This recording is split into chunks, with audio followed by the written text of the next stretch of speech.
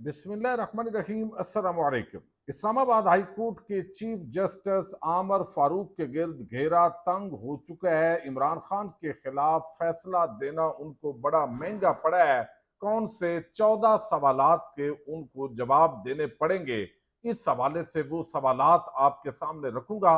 दूसरी तरफ खुफिया एजेंसी जिस अंदाज के अंदर रिकॉर्डिंग करती हैं, पीटीए का चेयरमैन कितनी बार उसने अदालत के अंदर झूठ बोला, और आज जस्टिस बाबर सत्तार के जो 29 सफात हैं वो किस तरह आज भारी पड़ गए हैं हुकूमती मशीनरी पर, इसकी कुछ तफसील भी आपके सामने रखनी है। 6 तारीख को तहरीक इंसाफ एक बड़ा जलसा करने जा रही है, तैयारियां शुरू हो चुकी हैं। अब बाजाब्ता तौर पर जो है उसका जो है वो कमेटियां कायम कर दी गई हैं। इस पर भी बात करेंगे। उम्मीद है आप वीडियो समाप्त करेंगे और अपने कीमती फीडबैक से जरूर आगाह करेंगे।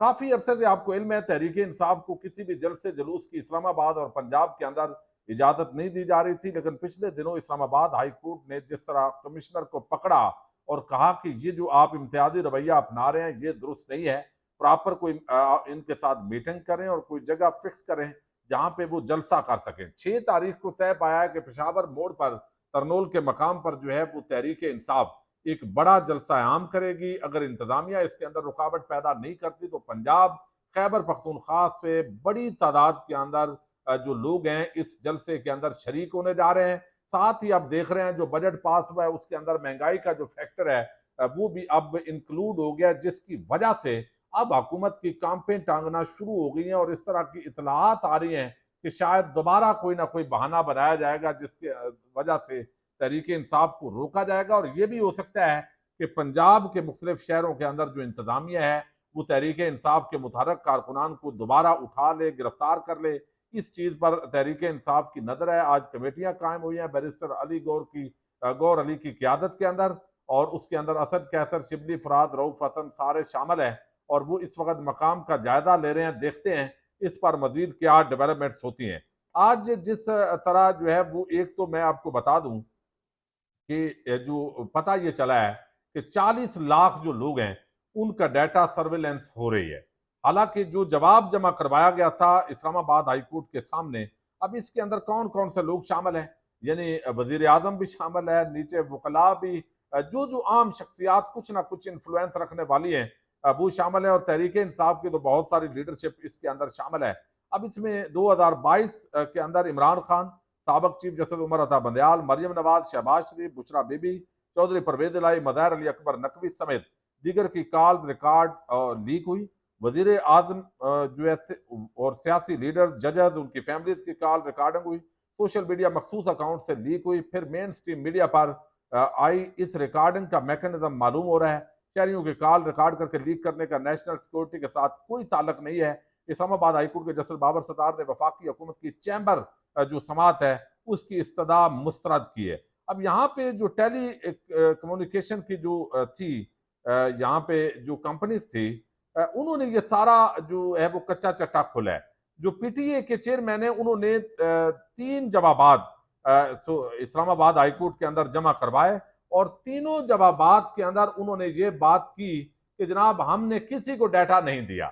अब ये झूठ साबित हो गया है अदालत के अंदर। अब उन पर तौहीन अदालत की कार्रवाई हो रही है और तौहीन अदालत का जो नोटिस है अब वो जारी कर दिया गया है, शो काज नोटिस के, क्यों ना आपके खिलाफ तौहीन अदालत की जो कार्रवाई है वो की जाए। चूंकि यहाँ पे जो जज साहब हैं उन्होंने ये पूछा है कि जनाब आप तो ये बात कर रहे थे और झूठ बोला है बगैर अदालत के अंदर, और वो ये कि यहाँ पे 11 माह के अंदर 3 जवाबात इस्लामाबाद हाईकोर्ट में जमा करवाए गए पीटीए की तरफ से, जिसमें एक जो है 11 अगस्त, फिर 27 अगस्त, तीसरा इस साल 14 मार्च को ये जमा करवाया गया है।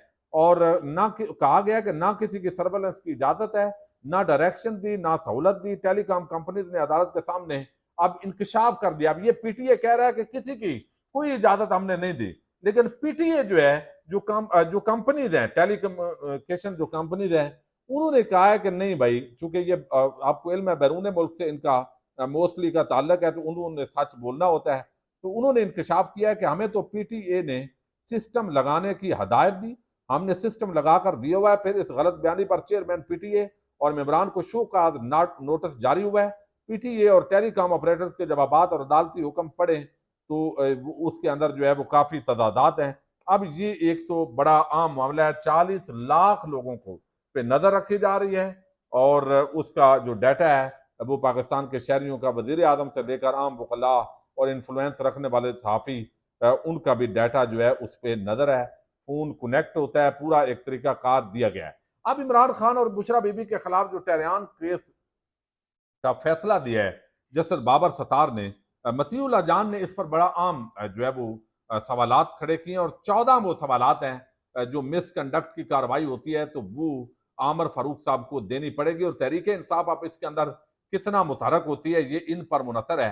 अब उन्होंने ये बड़ा आम लिखा है कि जिस तरीके से खत के बाद अदालती फैसला, क्योंकि 6 जजेस ने खत लिखा था और उस खत के अंदर भी ये टेहरान वाइट केस जो है इसका हवाला दिया है।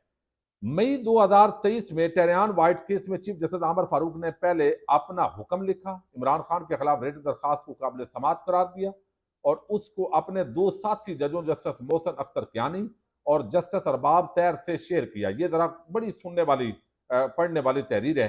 अच्छा, वो कहते हैं शेयर किया, जिसके बाद इन दो जजेस ने जस्टिस आमर फारूक से अपने तहरीरी इख्तलाफ में रेट दरखास्त को नाकाबिल समात करार देकर उसे खारिज कर दिया और अपनी अक्सरियती फैसला जस्टिस आमर फारूक को भिजवा दिया ताकि उसे शाया किया जा सके।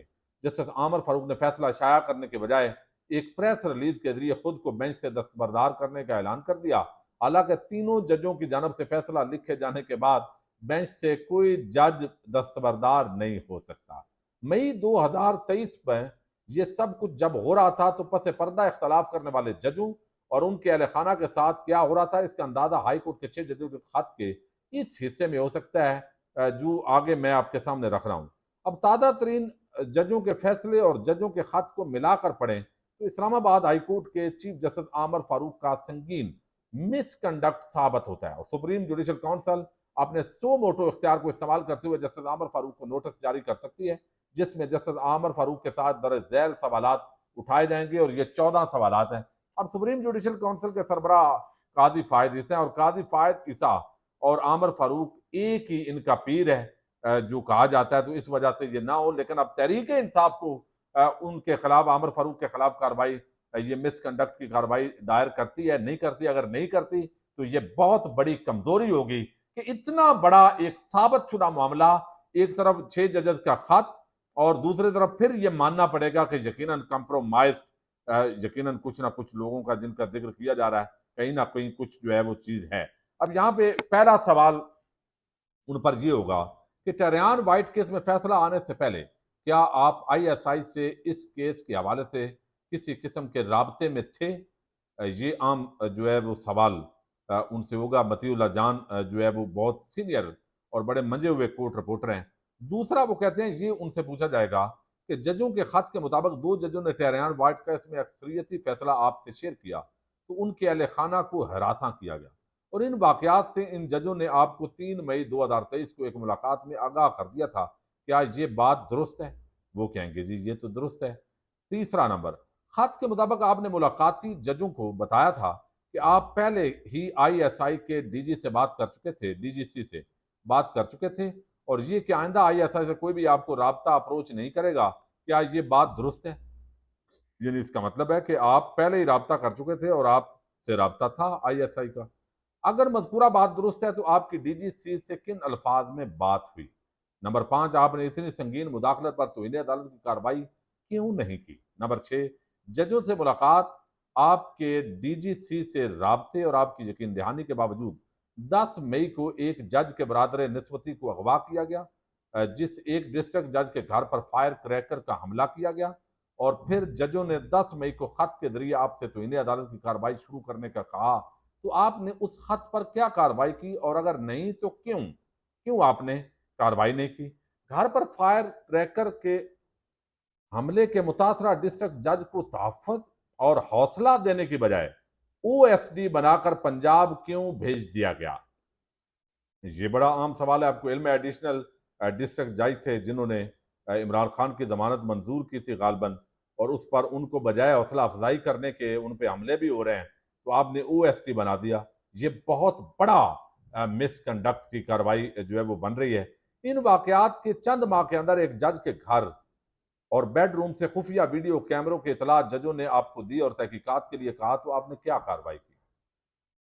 नंबर 9, 3 मई 2023 की आपकी यकीन दहानियों के बावजूद ये वाकयात नहीं रुके, तो आपने क्या किया? दोबारा डीजीसी से राब्ता किया?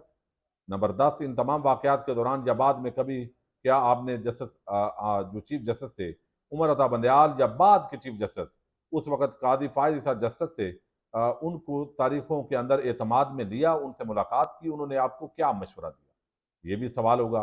नंबर 11, टेरियान वाइट केस में अपना फैसला तहरीर और साथी जजेस से शेयर करने के बाद आप बेंच से दस्तबरदार क्यों हुए?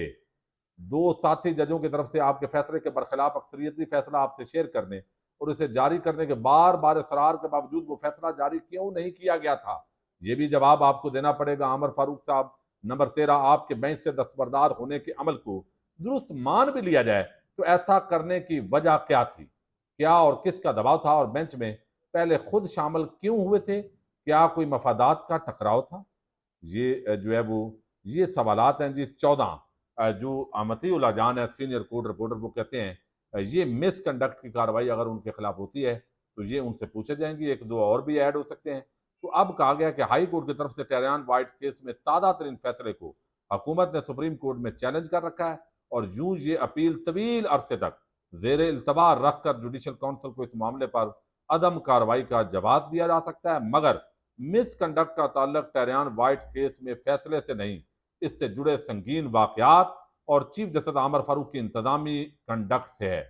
लगता है आमर फारूक 6 जजों की तरफ से फरवरी 2023 के लिखे गए खत से फरवरी 2024 लिखे गए खत से चीफ जस्टिस कादी फायद ईसा को भी आगाह कर दिया होगा और इसी बायस जुडिशल काउंसिल में ये मामला उठाना बहुत से चेहरे बेनकाब कर सकता है। ये आम अब वो सवालात है 14 जो मिसकंडक्ट की कार्रवाई आमर फारूक के खिलाफ होती है तो वो घेरे के अंदर है, और इमरान खान और बुशरा बीबी के खिलाफ उनका ये जो फैसला है वो महंगा तो पड़ा ही है, लेकिन साथ बड़े संगीन इसके नताज हो सकते हैं। लेकिन काजी साहब के होते हुए क्या ये हो पाएगा, ये एक आम सवाल जरूर है।